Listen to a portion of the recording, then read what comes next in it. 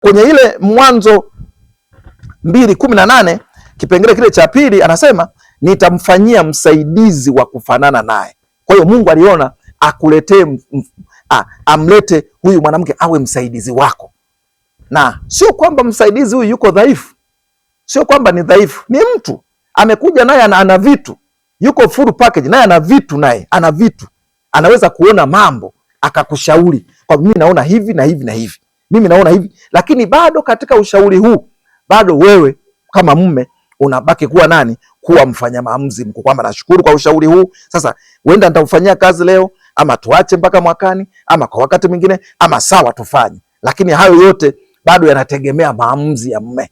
Na mwanamke unaposhauri ukakuta jambo halijafanyika mlivyotaka, wala haina haja ya kubeba mabango na kuleta shida. Ni kusema tu mimi nimeshauri, na kwa hivyo naamini kabisa kwamba jambo litaenda, na kama hajafanyia kazi leo watafanyia kazi kesho. Kwa hiyo ninaamini kabisa kwamba hapa tumeelewana kwamba hakuna usawa ulio sawa ndani ya ndoa. Kwa nini? Kwa sababu hawa wote wanaokutana hapa ni watu wawili tofauti, kwa sababu kwamba mwanaume ndiye kichwa cha familia na mwanamke ni msaidizi. Kwa hiyo kuna usawa, lakini sio ulio sawa.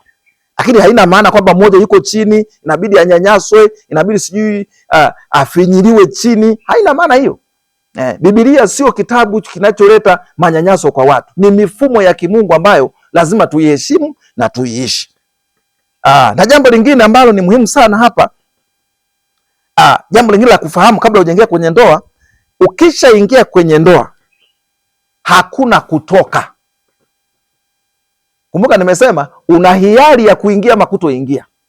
Lakini ukishaingia ndani sasa, hii ndoa iliundwa kwamba wanaoingia kwenye ndoa hakuna kutoka mpaka siku ya mwisho, mpaka kufa kwao. Ukishaingia ndani ya ndoa hakuna kutoka yani. Wala hatujaribu. Huwezi kusema najaribu, naingia, natoka. Ukishaingia kwa fundisho la Biblia, maana hapa nazungumza fundisho la Biblia, sizungumzii wanaharakati wala sizungumzii mila inasema, ninazungumza baada ya nini? Ya neno la Mungu, kwamba ukishaingia, umeingia, hakuna kutoka. Hili ni agano la milele. Hili ni agano ambalo kutanguliwa kwake kunatanguliwa baada ya mtu kufanya nini? Mmoja wa wanandoa kufa. Sasa maandiko yanasema katika Malaki sura ya 2 mstari wa 15 hadi 16, anasema usimtendee hiana mke wa au mume wa ujana wako.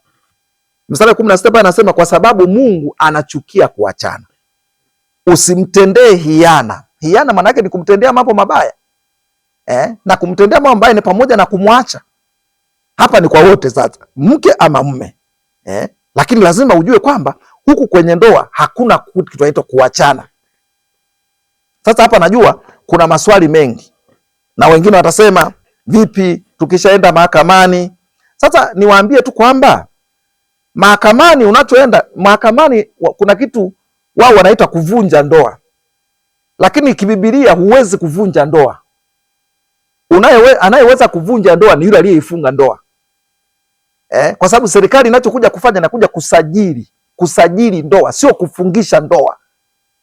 Serikali inasajili kutaka kujua walioana mwaka huu ni wangapi, inawapa vyeti ili kujua idadi ambao tayari wameshafunga ndoa. Hapo naomba nirudie, serikali inasajili ndoa.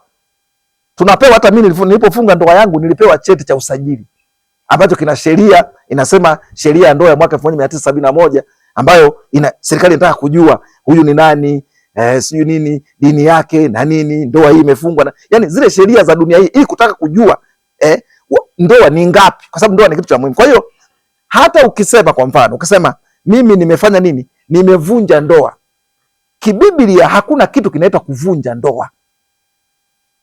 Utavunjaje kitu ambacho wewe sio ulianzisha?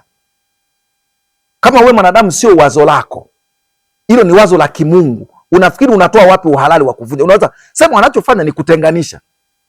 Labda mmeshindwana, upendo umeisha, mnapigana, mnachukuliana mapanga, mnamwagiana maji ya moto, mnatukanana, mnadharauliana. Serikali inaona msije mkauana, na kazi ya serikali ni kulinda raia na mali zao, ni kuwalinda nyinyi uhai wenu, wanawatenganisha. Sasa Biblia iko clear kwamba mnaweza kutengana, lakini sio kuvunja ndoa. Na sharti la kutengana ni kwamba kila mtu akae asioe.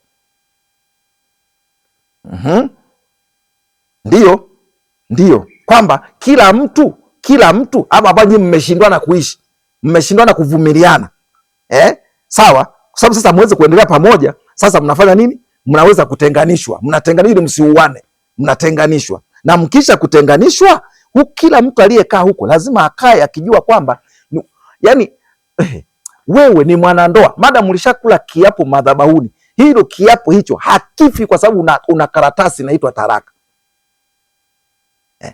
Na mimi sijui kwamba wale ambao wanakujaga madhabahuni, tunabariki madhabahuni, halafu akienda huko anaenda kuchukua karatasi mahakamani, anasema ndoa yangu imevunjika. Mbona huwa hawarudi madhabahuni tuje tutangue yale maagano? Mbona huwa hamji madhabahuni ili tuje tutangue? Maana siku ile tulisema alichokiunganisha Mungu mwanadamu asikitenganishe. Amen. Tukafunga. Sasa ulipoenda huku ukapewa hiyo karatasi inaitwa taraka. Je, ulikuja watumishi wa Mungu wakatangua hiyo? Na sijui kama kuna mtu anaweza kutangua hiyo kitu.